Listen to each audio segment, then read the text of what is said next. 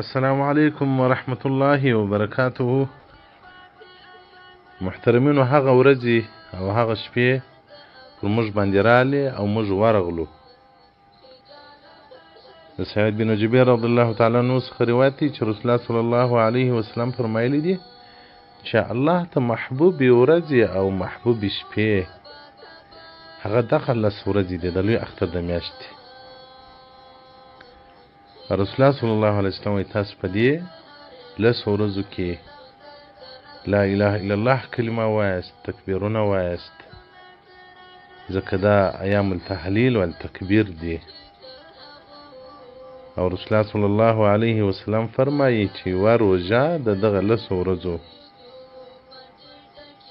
الله جل جلاله د کال په روژې در بدلوي. والعمل فیهن، نیک عمل په دغه ورځو په دغو شپو کې کول الله جل جلاله په 600 باندې در بدلوي. یعنې که سړی 2 رکعته نفل وکړي، هغه 2 رکعته نفل الله جل جلاله په 600 رکعتو نفلو در بدلوي. او دغه رنګه بل روایت دی د عبدالله بن عمر رضی الله تعالی عنه څخه چې هغه اعظمې ورځې عند الله په نیز د الله او الله ته محبوبې ورځې هغه دغه لس ورځې دي. نو تاسو حمد الله وایست، تهلیل و تکبیر، سبحان الله، الله اکبر، دا کلمات یې وایست. او دغه رنګه د ابو هریره رضی الله تعالی عنه څخه روایت دی ما من ایام الدنیا، نسته د دنیا په ټولو ورځو کې محبوبه ورځ الله ته تر دغو لسو ورځو سیوا. دا الله ته دومره محبوبې ورځې دي چې انسان عبادت کې وکړي. د دغو لسو ورځو روژه الله د کال په روژو باندې در حسابي. او د دغې میاشتې د شپې عبادت الله جل جلاله د لیلة القدر په شپه باندې در بدلوي.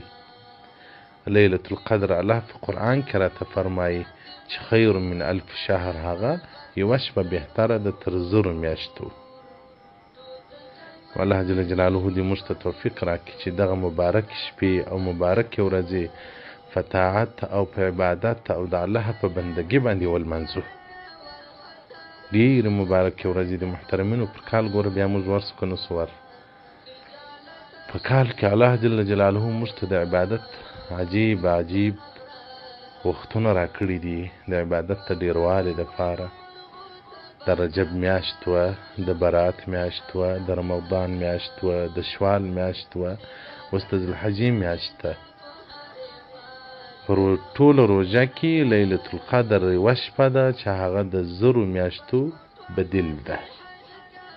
خو دغه لس شپې الله جل جلاله هر شپه چې انسان عبادت د الله کې وکړي، د الله بندګي کې وکړي، د تهجد لمونځو کې که نر وي که ښځه وي، الله جل جلاله یې هره شپه د لیلة القدر په ثواب باندې وربدلوي. محترمینو، له دنیا تلونکي یو، له دنیا ځو، دنیا پاتېږي، هست و نیست به ټول پاتېږي. سپېره قبر ته به ځو، تور قبر، تنګ قبر ته به ځو.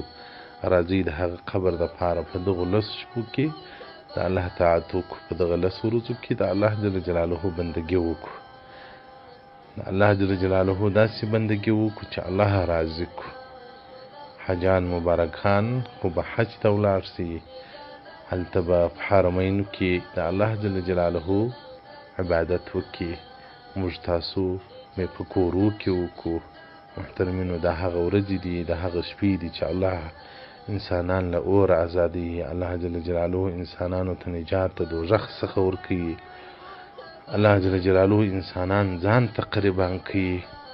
نو هغه به ډېر بدبخته وي، ډېر بدقسمته به وي چې په دغو ورځو او په دغو شپو کې په ناروا او په پالتو کارو باندې مشغولې وي. الله جل جلاله دې زموږ ټولې ورځې په عبادت مشغوله وګرځي. حدیث رقم 211 215 پورې فضائل اوقات امام بهقي صفحه نمبر 1 والسلام علیکم ورحمة الله وبرکاته.